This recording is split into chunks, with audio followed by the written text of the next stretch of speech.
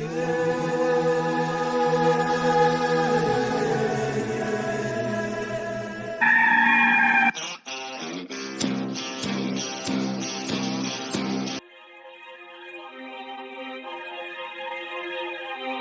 Chief Sports Network presents The Walkthrough with Joe Macheca.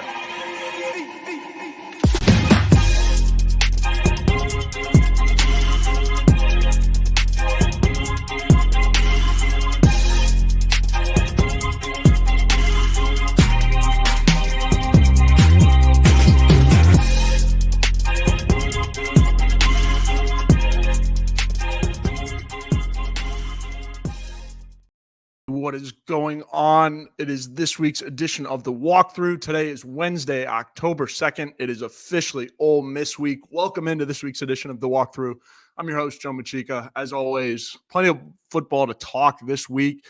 Number 12, Ole Miss coming in to visit the Gamecocks at Williams Brice Stadium. I'll have the full scouting report, as I always do, for Ole Miss, but obviously a super hyped up game because of the return of Juice Wells.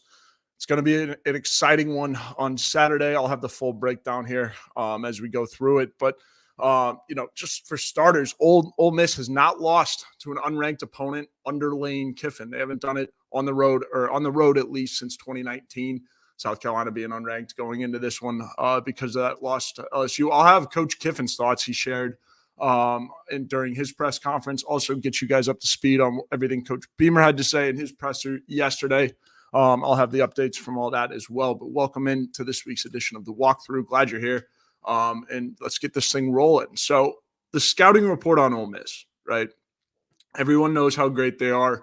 They lost, obviously, last week to Kentucky at home. I don't know how you lose that game at home. And Kentucky being a team that South Carolina dominated and won against pretty handily, right? Took care of business. So that should give you a lot of hope for this game. But again, Ole Miss still a really, really talented team. Their offense is one of the best in the country. If you're talking about yards per game and just yards in general, they rank first in the SEC and first nationally in those two categories.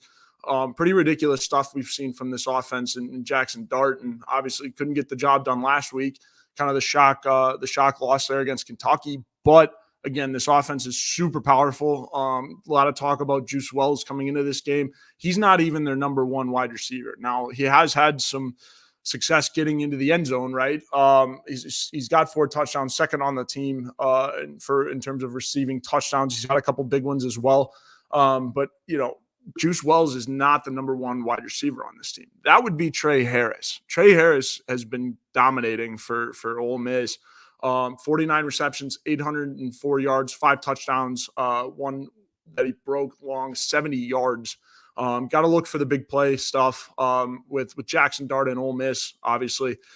Passing yards and yards per game, second nationally and first in the SEC in that category. Again, they're going to try to pass the ball.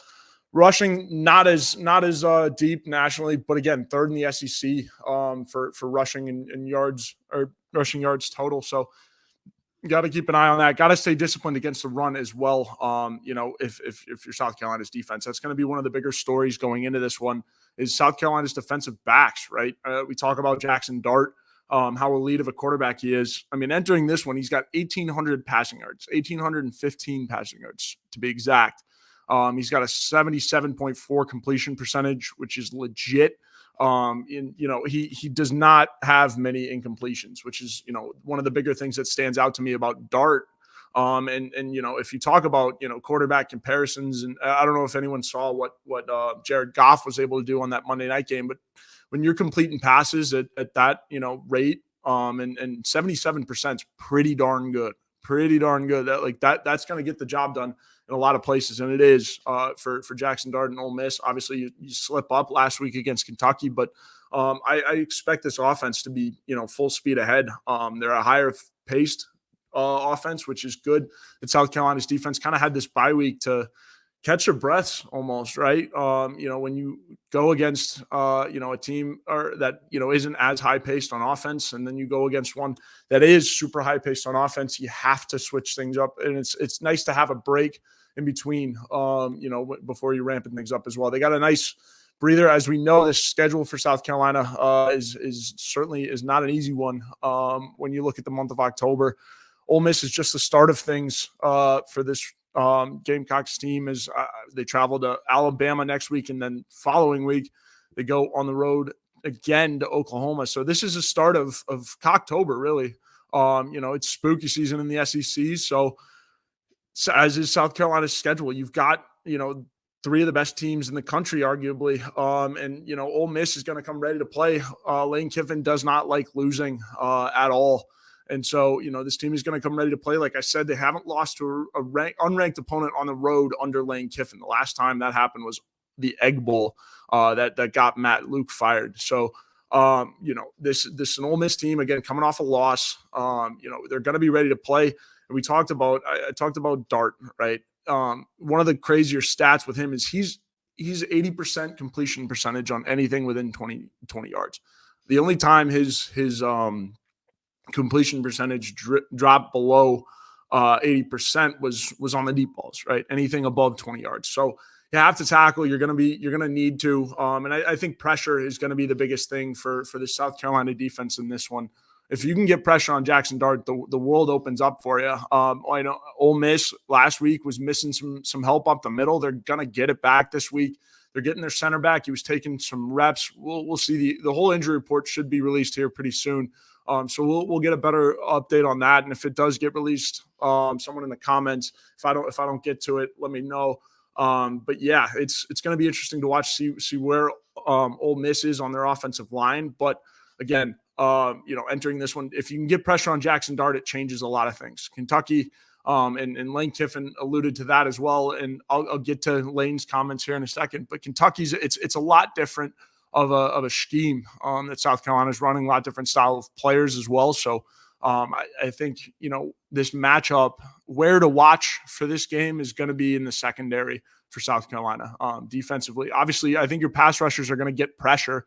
It's just a matter of, can you force Jackson Dart to, throw incompletions when it's inside of 20 yards? Because, when you do get a pass rush and you do get pressure, they're going to start releasing the ball a lot sooner, right? I think Ole Miss is going to try to do that, especially with what they're facing off the edges. They're going to try to step them up, run quick hitters over the middle. So you have to wrap up. You have to wrap up if you're South Carolina in this game.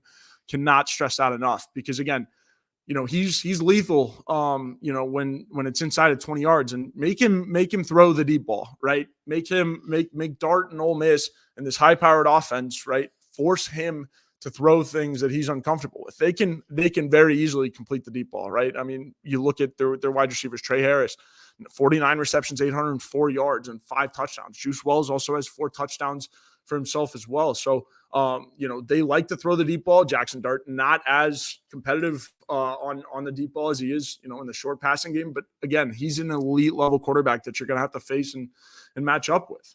Plain and simple. And he only has 2 interceptions as well. He's only thrown 2 interceptions, which to me, again, speaks for itself. He's a really, really, really good quarterback. And so, you have to force turnovers in this one. Get him uncomfortable, right? And again, even if he is dropping back, taking one quick shortening up his drop back, maybe even, it's just coverage. You have to play, seatbelt defense. And, again, as much hype goes into stopping Juice Wells and not letting him beat you, you have to factor in Trey Harris, right? It's similar to what Kirby Smart was saying with Alabama and Ryan Williams, right?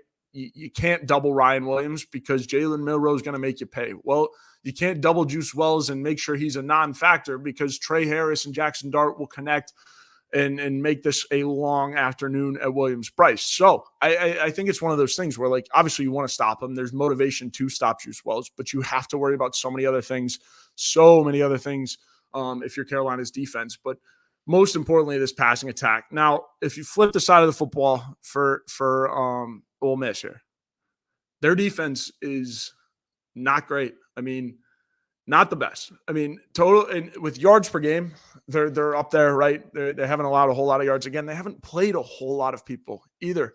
And Kentucky isn't really one of those teams that's gonna, go throw the ball willy-nilly around the yard and put up a bunch of yards. I mean, that's just not the case. Now, some of their other opponents, their defense has stepped up. plain and simple. But they're ranked 5th in the SEC for yards per game. Coming to this one, allowing 1,292 yards. It's nothing to shake a stick at, but also, not bad. But again, 12th in the SEC for passing yards allowed. So that's my biggest thing. This defense is where you can take advantage if you're South Carolina, right? Do what you have to do when your defense is on the field, but things can open up if your offense can find success. And how do you do that? One may ask, right? How does South Carolina find success against this defense? And as I just mentioned, it's with the pass, right? I think Lenoris Sellers should be healthy. He is healthy, according to what Shane Beamer said, and I'll get to his quotes here in a second from his presser. But if Lenoris is healthy, then you can open up the passing game. I think you can run the offense as is. And I'm not saying that it wasn't run the same way with Robbie. I think you're going to take a couple more deep ball risks as you have to with this defense or with this Ole Miss defense, right? You're going to have to play, chips with a lot of your chips towards the center and to win this game because of the threat Ole Miss poses on offense. And that offense is going to continue to roll. Lane Kiffin has them trained to the point where if they have a bad series, 3 and out, 4 and out, they're coming out ready to go after this next series. I mean, I think the Kentucky game was a bad example of them flushing it, and we'll just have to see what everything goes. But here's Shane Beamer quickly on the injury report before we get too far into this. I'll blame this one on Pete since he asked about Lenoris. How was Rocket today? I said that's all I'm going to say about the injuries, and then Pete slipped one in, and now you're going. So I said I think we're in good shape, I think were the words I used. So Lenoris and Rocket were both out there. They both looked good. Were they 100%? I wouldn't say they were 100%, but they both told me they felt great and they look good, and they'll both be able to do even more tomorrow, I would think, as well. And before anybody asks it, Jared Brown was out there today too. So I'll go ahead and let somebody, get an extra question in, but I'll answer in that one as well. Yeah, so that's the injury report as we stand as of now. Again, I'm trying to get an update whether or not the official one has been released yet. We'll have that here. Certainly as it does come out, but exciting stuff if you're South Carolina, right? Getting Rocket back and out there fully healthy is great. You need him in the backfield, but also I was really impressed with how your other running backs performed these last couple of weeks, right? You look at Oscar Attaway, you look at Juju McDowell, Jawarn Howell even got some action as well. So I think, the last couple of weeks should show you if Rocket is not fully healthy, you don't have to still give him 15, 20 carries a game. Right? You have help in the running back room. I will repeat it. You have help in the running back room. There is other options in that running back room. Talented ones as well. Oscar Attaway looked great. First downs and touchdowns apparently is his motto. Got a lot of those against Akron. And then, moving forward, I expect them to use more running backs. Again, now that you've shown it, now that you've shown different packages, you don't want to get away. Like if Rocket's healthy enough to where you can really work him into a rhythm, you don't want to, work him away from that necessarily. But you also have bigger games on the schedule. It is one of those things where, especially running backs too, going, head first into the pile, those 2-3 yard gains, you get twisted up, you get dinged up. You're going to need them, a Rocket Sanders against Missouri and the Vanderbilts that come after this 3-game stretch. Yes, obviously you need him for Alabama and Oklahoma. But I mean, what good is he if he doesn't even make it there, essentially? So use the rest of the running backs in this room. You've got talent there. So if you can get 1 or 2 of them in a rhythm, go for it. And that's what it comes down to. You don't necessarily want to throw Lenoris out of sync. You don't want to throw Robbie out of sync yet. But it's just, again, one of those things to watch as this offense rolls right along. I'm still getting to Lane Kiffin here. The video is processing all of his comments about, just South Carolina and everything as we move along here. But, this game is going to come down to what South Carolina can do on offense, plain and simple. And I am going to duck into a quick commercial break real quick. We'll get to Lane's thoughts after the break. This is the walkthrough October 2nd. Again, appreciate everyone joining it. We're going to hit a quick break. Welcome home. That's what the Gamecocks say, and so does nationally recognized the Barndominium Company. where they are building dream homes in the Carolinas, Georgia, and Tennessee. Their turnkey process can be custom designed and takes 6 months on average. Make your dream a reality. Visit thebarndominiumco.com. Thebarndominiumco.com.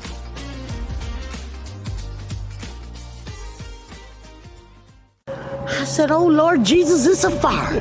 MidlandsSC.com. What Right to Bear is we're an association of members across the entire country, and what we offer is we offer legal defense in the event of a self-defense case. Nice. So it's not insurance. So we offer an attorney in the event that one of our members might have some type of an accident. ProtectWithBear.com. We've got all of our social media accounts on the bottom of our website. We've got blogs, articles, detailed description of all of the coverages in depth, and we'd love to have you come check us out and ultimately get the protection you need.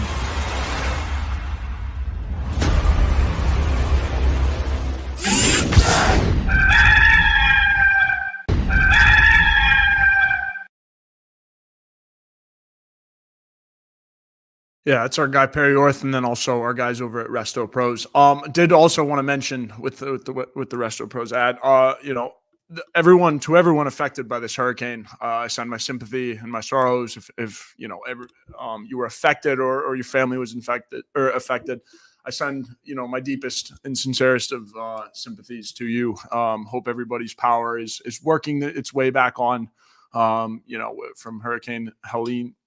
And everything. So yes, hope everyone watching the show is doing well, has power. And if you're not, hopefully everything comes on soon.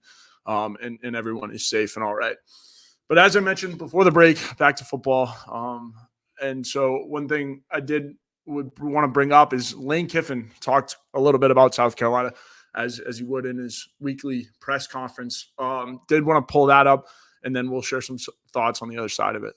Really hard place to play, going on the road here to South Carolina with the team really good, that really easily, one penalty away from being undefeated and probably ranked really high. So these guys are much improved from last year, especially on defense. So this can be a really big challenge about us improving this week. It's a team like South Carolina that has so many weapons off the edge on defense. Does that change the way that you have to look at protection and that kind of thing, as opposed to a team like Kentucky where a lot of their, destruction, if you will, was up the middle? Very different players types than last week, polar opposite, and then very different schemes too. Kentucky, ultra sound, keep the ball in front of you, really big bodies. Stoops built that defense that way, and then I think the addition of the Georgia linebacker was huge for them from a mentality and leadership standpoint. And saw what they did to us, saw what they did to Georgia. These guys are built differently. They're more built on speed and twitch, so both present problems. What's kind of your scouting report on South Carolina's offense? Pretty interesting. They run 2 quarterbacks, I think. Yeah, I think that these guys have good weapons. And, both guys present a challenge of ability to escape. Robbie, obviously is an elite runner, and the issues that come with that. So this can be a really big challenge for us. You heard Lane Kiffin there. The 2 quarterback thing. I don't know. I guess with Robbie being a threat to run, and maybe Shane does mix it up a little bit. But I would think Lenoris Sellers is going to be the option until he's essentially not. Knock on wood with any injury talk here, especially going into this one. But I think Lenoris should be the guy going forward. And if you need a quarterback sneaker or say a quarterback run, I could see them going to Robbie, which can cause some problems. But what I liked, the breakdown that Coach Kiffin had there about just the different types of defense he's getting ready to see.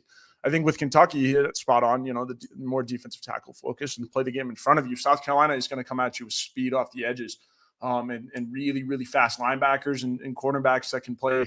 And man, for the most part, right? And so when you have those one-on-one matchups on the edge, got to win them if you're South Carolina. So if they're going to go to man quite a bit, or I don't know what coverage defensively I would expect over the top, for Ole Miss, but we'll have to see. But again, I think defensively poses a unique threat.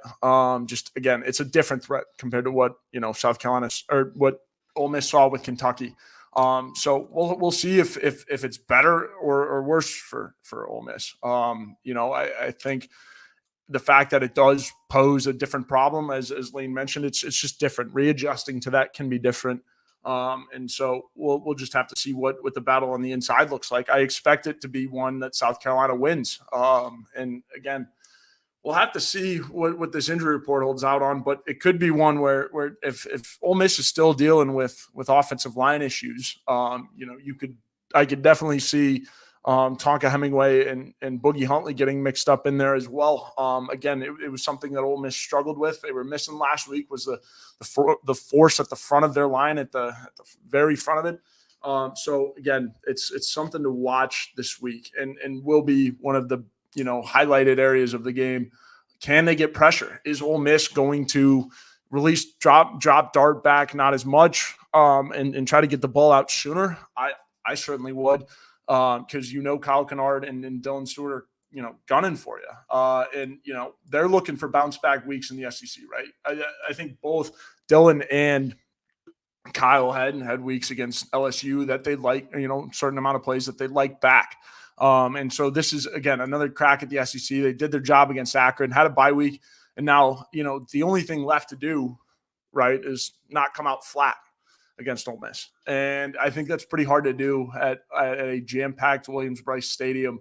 And so it's going to be hard to come out flat for sure. Kingston, checking in the comments, asked, do you think we'll use Robbie in a few different spots throughout a drive, or do you think we'll give him an entire drive? I think it'll be, if they do use him, it's going to be in a few different spots. Again, we're waiting on this injury report. If Lenore Sellers is even on this thing, I can see them using Robbie. But if he's not, I expect them to go with Lenoris until until something gives, right? Until something gives. So what it boils down to is the injury aspect of it. And again, knocking on wood there that Lenoris is fully healthy. But I think if Lenoris is healthy, they're going to go all Lenoris. But if there are certain spots that require, quarterback run, why would you put Lenoris in there? So it'll be a mixed bag. I don't think necessarily, Robbie, it's one of those things where, okay, Robbie played great against Akron. He's a starter now. But again, it's awesome to have him back there and as a backup option. But if Lenoris is healthy, he's going to be your quarterback going forward. So, that was that. And again, same thing with Rocket. Same goes with Rocket, right? If he's a little dinged up, or if you start to see anything with like him, because Shane mentioned, he's like they're both still. I mean, or I don't know if he mentioned Rocket or was hurting or too bad, but these guys are still dealing with it. It's not like poof, it just didn't exist after the bye week, and which stinks that these injuries have kind of lingered on. But as with any bumps and bruises, right, sometimes, they fade away and then you get hit there and then it comes back. So it's just something to monitor. And so, Kingston makes sense. Hopefully Lenoris is healthy enough to still make Ole Miss nervous. That'll take off. Yeah, that's a big thing. His legs, if his legs are fully in it. Because if they are, and you can see Lenoris, taking off, the dual threat of him is the biggest, our biggest game plan option for against, or when you're trying to game plan against Lenore Sellers, the fact that he can take off is the hardest part. Excuse me. Been talking for 27 minutes here. We're pulling up on a half hour again. Appreciate everyone tuning in to this week's edition of the walkthrough. But again, if Lenore Sellers can take off, that's what makes him dangerous. The threat to run. And then, because as soon as you start to go to the threat to run, deep ball is going to be open, and you have players like Mazio Bennett that are stepping up. My players to watch for this one, I fully expect Mazio Bennett to be making plays all over the field on a day where, the old number 3 is coming back to the building. I fully expect the new one to step up. Mazio's been a dog for this team recently. He's been stepping up more than I expected. I fully expected him to be, kind of, hitting his stride a little bit at this point, cracking into the lineup, but he's done all that. He's been all that and more for this offense. Mazio Bennett, expect him to have a big game. Also, I'm looking for the tight ends to have a big game as well. Tight ends have been a little quiet. Obviously, Josh Simon and Akron was a success, but in these bigger games, I expect Josh Simon and some of these tight ends to have a breakout game. So watching the line of scrimmage as well. Everyone should be healthy. Again, knocking on wood there for the offensive line. This Ole Miss defense, shouldn't pose too much of a problem for you. If you're the South Carolina offensive line, but you got to watch out. It's not something you just roll over with either. So it's just one of those things. But what it boils down to, obviously, I mentioned my my players to watch on for Ole Miss. Darts completion percentage. Said this at the top of the show. We'll mention it again.